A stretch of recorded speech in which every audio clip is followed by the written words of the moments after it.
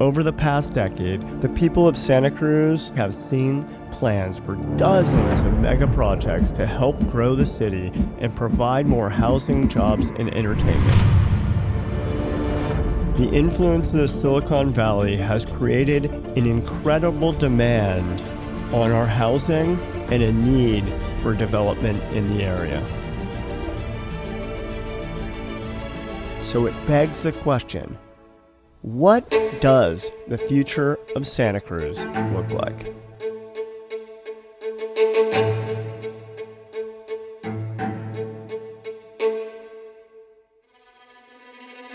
Right behind me is the Front Laurel and Pacific project. I'm just curious, what are your thoughts on this building? It's already overpriced. Is it a dormitory for students? It is not. It is rental units. Yeah, the kids need looking to housing pretty bad. They do. More than me, homeless man. You look anything but homeless. I got $5, I'm gonna buy my pipe now. Santa Cruz County is now the most expensive metropolitan county to live in the United States. I'm afraid that people aren't informed as much about what's really happening here. All roads lead to housing. A lot of our problems are emerging from our housing crisis. Way more public transportation and ensuring that we have public transportation at the local level so our families, so our children can also get from point A to point B much more safer. I pay a lot of money for rent, more than what I would pay anywhere else in the country. Is there anything about this that you think will benefit the community? No, because what is affordable about this place? We need enough income to support better infrastructure. I'm Ben Strzok. I'm a real estate broker. Okay. And I'm interviewing the city later about the development that's taking place in the city. I'm just curious, what are your thoughts on this building? All right, we're going to talk to the city planner. Here we go. Thank you, Samantha. Hi. Nice to meet you. You too. Thanks for your time.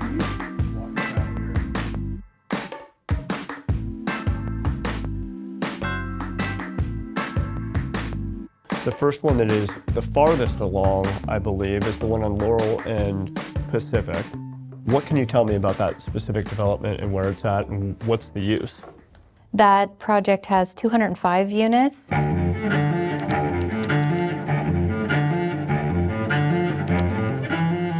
Will they be for sale, for rent, and what kind of requirements have been put upon them based on low income and moderate income housing? Those units will be for rent. So they acquired off-site property, donated that or dedicated that to the city so that we could build an 100% affordable housing development to the north of that project. So there are no affordable units in that project. They did that process in lieu of providing affordable units for them. And the city's then going to be developing affordable units on their behalf. Yeah, and that project's also under construction downtown. That's called the Pacific South Project, and it's directly to the north of this project.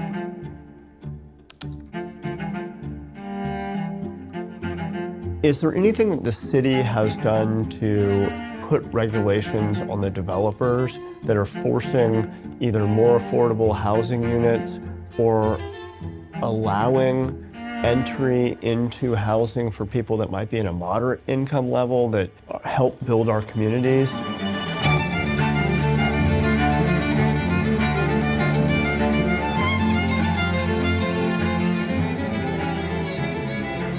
All new housing development is subject to our inclusionary ordinance. So inclusionary is the requirement to provide affordable units in your development.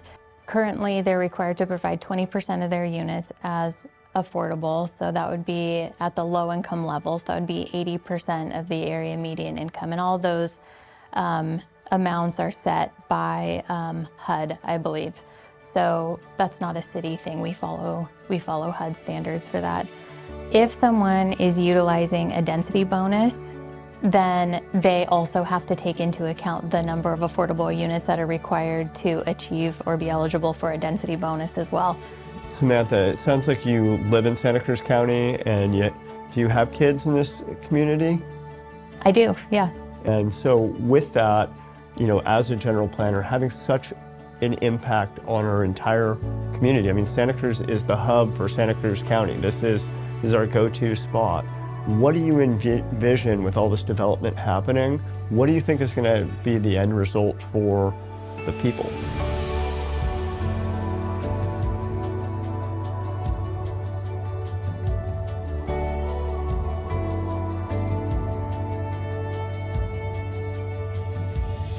First, I would say it's great to see sort of the evolution of Santa Cruz. I mean, I'm from here. I did grow up here, and so I agree that it is a change, and it's difficult sometimes to watch change. But it's also really nice to see Santa Cruz evolve in the way a city should, as the population is changing and as our ideals are changing. And so, evolution of downtown is going to be fantastic. I'm excited to see that connection happen between downtown and the beach area as well, and just provide more housing for people and bring people into the neighborhood and into the downtown to support our local businesses.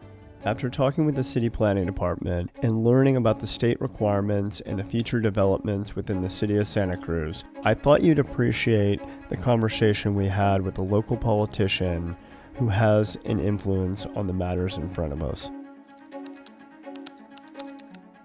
To start is why? Why do we need to build more housing? I mean, I just got off of the campaign trail, and I think some of the most moving conversations I had were with young families who grew up here, who were ready to have kids of their own, but they're still renting, and they feel like they don't have a solid foothold in this community. And that prevents them, from giving their all, whether it's just being part of community groups or at schools, and ultimately just affects their peace of mind. And so what they need is the ability to buy something, I mean, not huge, 500 to 800 square feet, couple of bedrooms, a bathroom and a half, and just start building equity. Because right now, I mean, they're burning easily $3,000 plus a month on rent, and it's just too hard to make it in this town like that.